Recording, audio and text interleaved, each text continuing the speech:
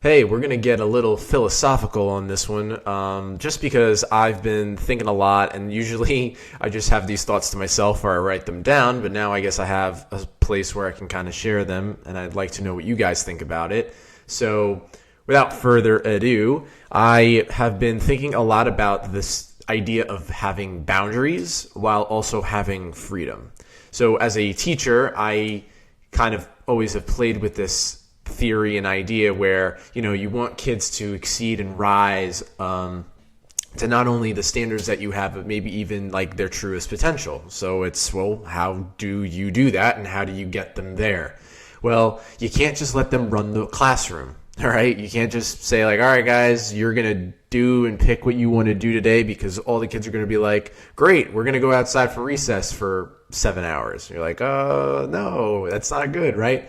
So how can we get them to, learn, rise to the potential while also creating boundaries?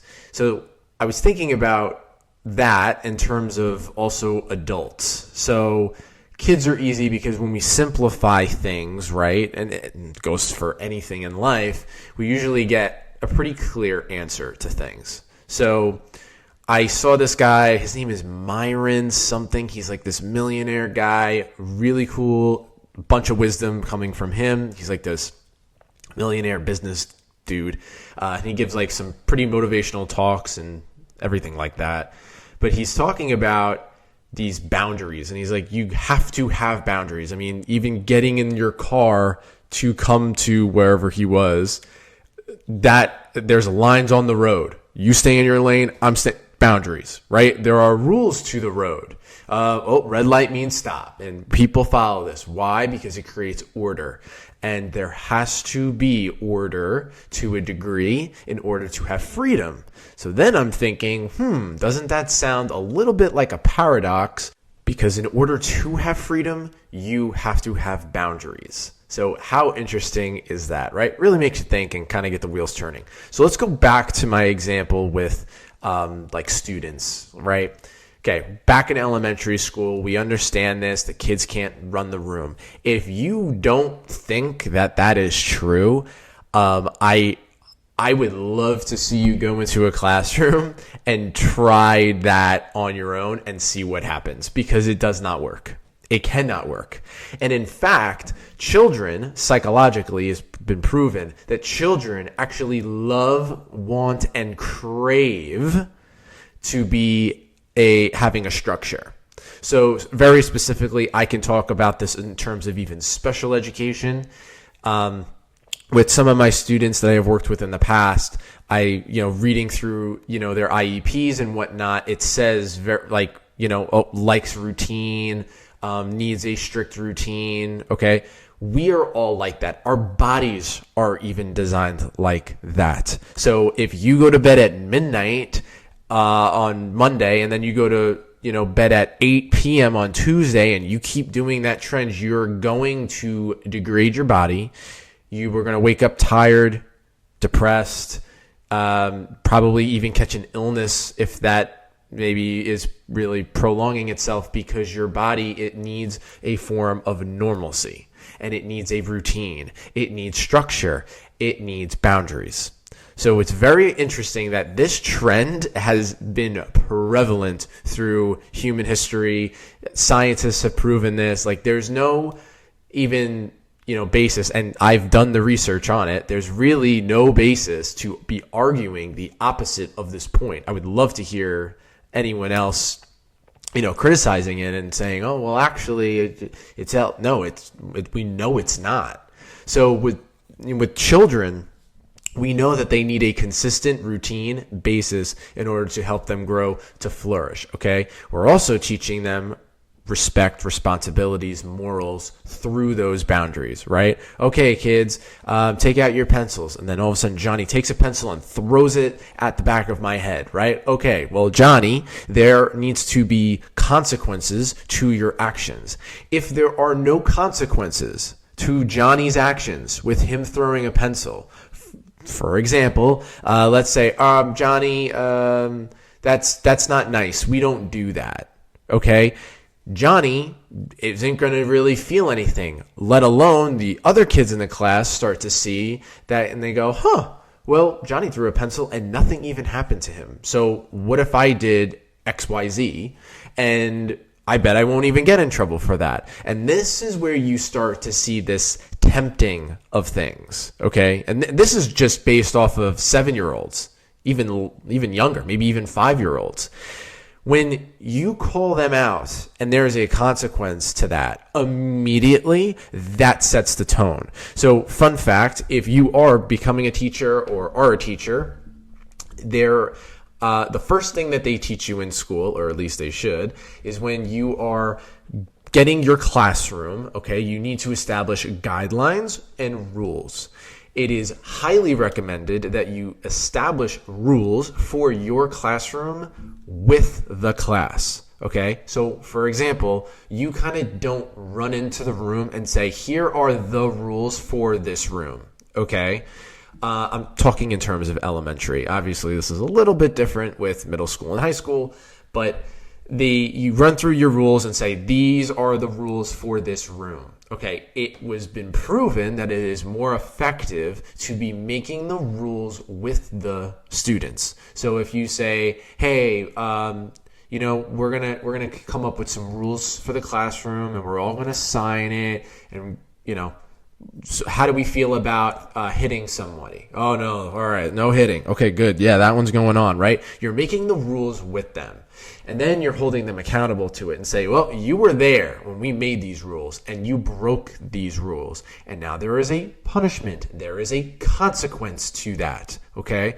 Believe me, I am all for positive reinforcement as well, because you do something good, you should be rewarded for it. But here's the thing. Life is not like that. Okay? So more often than not, when you are rewarded for something, or if, like, let's say I stand up for somebody, right? I don't get a monetary thing. I don't get, maybe I get a handshake. Sometimes you don't even get anything, right? So it's that whole thing of, can you do something good without being rewarded for it? That's what we should be teaching children to do. Okay? Now, granted, how do you get there? You do that by positive reinforcement, right? Whether it's like extra recess or you get a lollipop or whatever it may be. But that's also, when you're doing the positive reinforcement and the negative reinforcement, okay, you're creating that boundary. You're creating those lines. Like, ooh, this was exceptional that you did that. You went above and beyond. This is great. And then, ooh, you dropped way below what I wanted you to do. And I'm not happy right now, so here we are over here, right? You got to balance it out. The thing that you need to remember, and I know I really base this on children, but I really want you yourself to apply it to kind of what you do on a day-to-day, that children dance on that line constantly to see, ooh, maybe this is okay, maybe that's not okay. Well, I'm going to find out right now. Let's do this, okay? Kids are trying to get smarter than you. They want to up you. They want to prove you wrong. I mean, again, any teacher, it's like you do the prom wrong. It's like 8 hands go up. They're like, 1 + 1 is 2. You messed that up, right? They want that. Okay. So it's very important. I think that if you really start to understand basic psychology, everything else falls into play. I mean, I know that there was even talks about like defunding police, right? Not to even get political, but how silly does that sound? You're basically saying that there should be no law and order. I am tired of having it, so therefore there are going to be no boundaries. And then what happens, right? Absolute chaos ensues. So when we talk about boundaries, we think that it's the super limiting thing. And in fact, a boundary protects us, makes us feel safe, and the biggest one of all, actually makes us grow. Okay? If we do not have boundaries, consequences, or even positive reinforcement, we can't do anything. Okay? So it's very important to get this down in this thought, and I was having this thought, thinking about it, because you could really go on through your complete day to day and think about all of the things and the boundaries and whatever, and run through your freedoms that you have, and you should be grateful for it.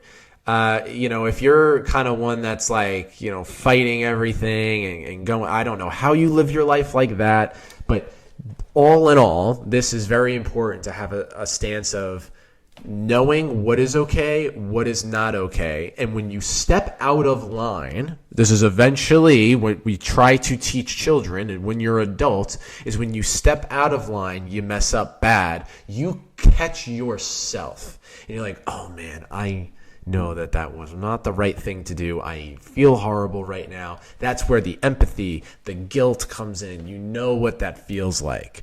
It is hard to say this, but I think that with the social media and everything like that, I mean, parenting has not been at its all-time high, okay? And how easy is it? How easy is it to just be like, your child is fussing and demanding that they want to play with your phone, and you just give them your phone, right? You're like, all right, fine, here's my phone. Okay, right? It gives me 10 minutes of peace. But then you see that they're on it for 10 minutes, but then it's like 20 minutes, right? Now you're like, all right, whatever. They could keep doing it for 20, 30. Ooh, 30 minutes apiece. This is great. But what's happening is the boundary. There's no boundary. So it's like this freedom now is just like, now they're going to throw a temper tantrum when you take your phone back after 5 minutes, 10 minutes. They're like, no, because in their head, they're like, well, I just was on it for 30 minutes the other day, and now I was only on it for 5 or 10. That's not fair. And now you're going to get meltdowns and temper tantrums, and it just unfolds itself from there. So it is imperative as a parent, okay, for any child to have boundaries, and it is also the same case with adults. So hope you enjoyed my little lesson there, and I hope some stuff stuck with you. If you have some thoughts that you want to share with me, you can email, you can DM me, Twitter, whatever you want to do with that. But thanks, guys, for taking a listen.